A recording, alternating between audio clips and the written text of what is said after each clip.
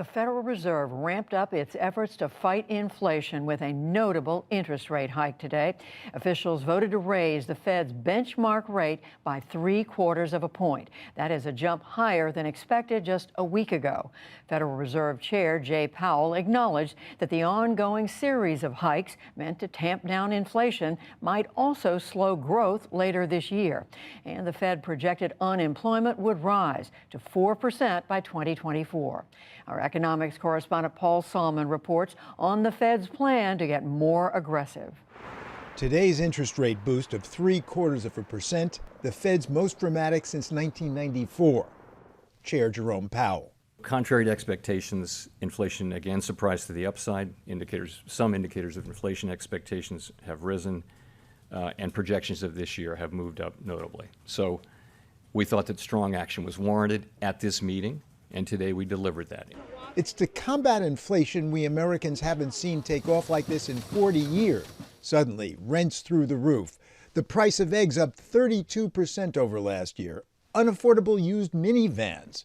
And filling up for that trip to the store in the car you can no longer afford, up 50% from just last year. Hey, it now costs me $80 to fill up my supposedly economical Subaru. So the typical American household is spending something like $400 to $500 more per month for the same stuff they bought last year. The Fed was planning a more modest interest rate hike, but Friday the Consumer Price Index pinged 8.6%, forcing the Fed to adjust. Clearly, today's 75 basis point increase is an unusually large one, and I do not expect moves of this size to be common.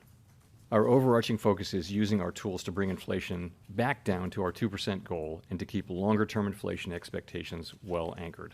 Higher interest rates are the Fed's key inflation tool. Seth Carpenter, chief global economist at Morgan Stanley. So what the Fed is trying to do is raise interest rates to make credit more expensive for households and businesses to borrow and then spend. And through that mechanism, bring down the amount of spending going on in the economy, and by reducing the amount of spending in the economy, try to bring down inflation. But will it? Are the forces here, pandemic, global supply chains, war in Ukraine, simply greater than anything a central bank like the Fed can cope with? There is no playbook that the Fed can follow looking back over the past 10, 20, 30, even 50 years to try to understand exactly how to navigate these times. Rising inflation, and perhaps the Fed's reaction to it, has sent stocks tumbling, with the S&P down more than 20% from its record high, a so-called bear market that puts Wall Street for the moment into hibernation. The big question, how long will the inflation last? And related, how critical is the Fed to containing it? Some critics contend the Fed has done too little, too late. You one of those critics? I think it's very easy to criticize the Fed. They're in a very, very difficult position. But they are playing catch up. Well, I think that's probably true. Inflation picked up very, very quickly. It seems to be very broadly based now. And there is always a lag between the increase in interest rates and the way that can slow spending in the economy, and then from slower spending in the economy to bringing down inflation. The last great inflation surge was in the 1970s. Then Fed Chair Paul Volcker is credited with crushing it and the economy by raising interest rates as high as 20%. It's now being said that Chairman Powell is trying to pull a Paul Volcker, no? Well, I think it remains to be seen whether a severe recession is what's critical, or if there's some slowdown in the economy that is shy of that kind of recession can do the trick in order to bring inflation down. And if anyone says they know for sure, they're either lying to themselves or they're lying to you. There's also this to consider.